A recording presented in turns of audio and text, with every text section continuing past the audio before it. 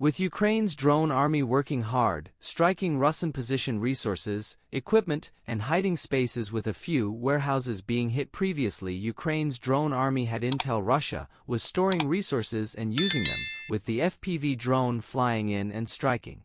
A massive explosion occurred with a large orange smoke cloud being created indicating ammonium nitrate fertilizer was in the mixture, possibly taking out other explosive material in the process, leaving one less position to store equipment or resources.